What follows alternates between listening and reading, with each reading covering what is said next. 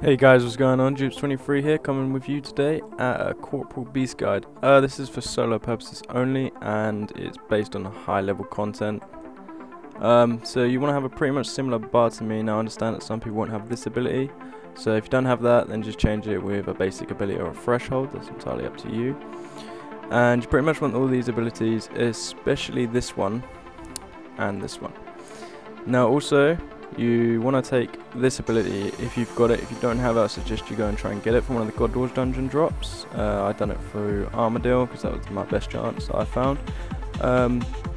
Basically it protects you from certain damage for a certain amount of seconds, but if you don't have it, then it could make your trip slightly harder, but hey ho, it's up to you guys.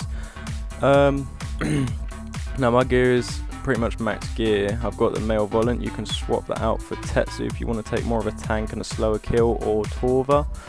I've got the max cape because it gives me quicker banking purposes, but obviously if you're not maxed and you don't have that, you can swap it out for like a kiln cape for melee or something like that. And I've got the Blood Amulet of Fury. Now some people might take the Amulet of Souls because it's got more DPS stats on it, but I prefer this one because you can't really use Soul Split when you're at Corp solo, so this will still heal you without that Soul Split.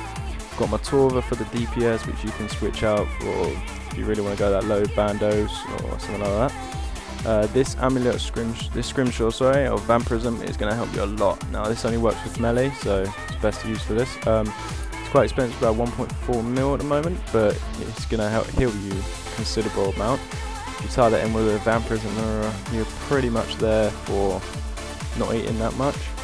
I'm using the Ring of Death because if I die, it stops me losing my stuff and it's good stats, but you can't afford that because it's quite expensive, about 37 mil.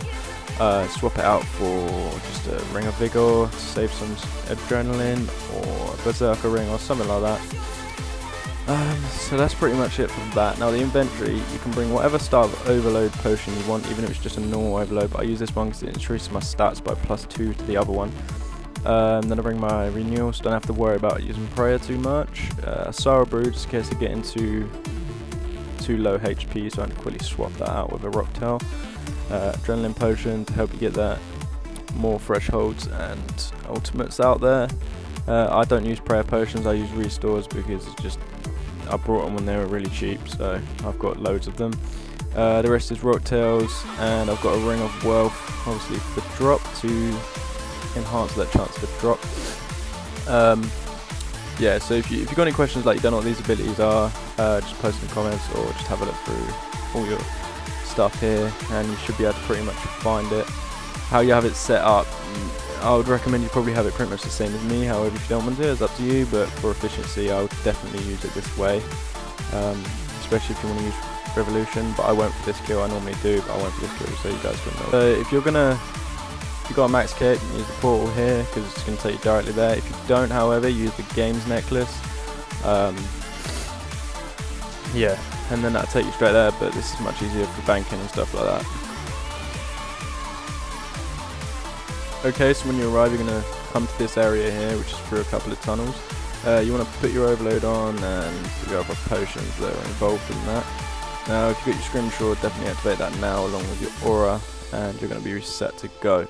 Now if you want to set your quick praise, you're going to want melee one here and then protect from magic. When you first get in, you just want to do a bit of DPS, get your adrenaline up and stuff like that. And if you're trying to do solo, then you're going to know the basic mechanics of Corporeal Beast, so I won't cover that.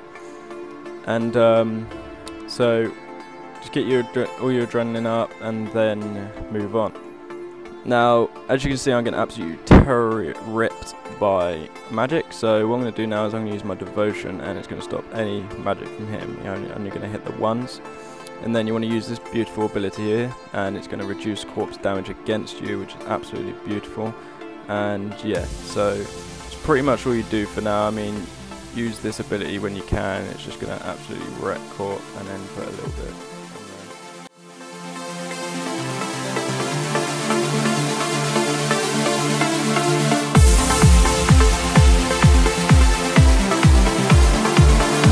Now when the core spawns, you want to be ready to use Quake, which is this ability here, and then smash over to this ability, and normally you'll one hit it. As you can see, it just died in one hit. Now if it spawns really quickly afterwards like it has just then, switch over to here and you'll see this ability here. Now I'm going to move out of the way because I want him to be right under me so it works efficiently, and now I'm going to use that ability with the other ability, and there he goes. That simple. Sacrifices this ability here and it just gives you a little bit of heal of whatever you hit. If you get to this situation where you keep spawning, just make sure he gets underneath you, use your Quake again and the same ability, and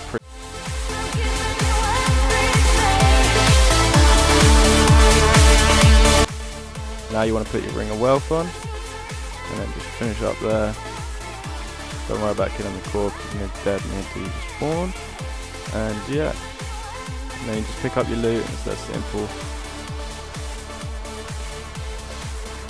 And now the drops at Corp aren't that great these days. I mean, Divine Seagull's around 16 mil or something like that, so it's not that great, but its regular drops are pretty decent if you're just going for that, or the pets.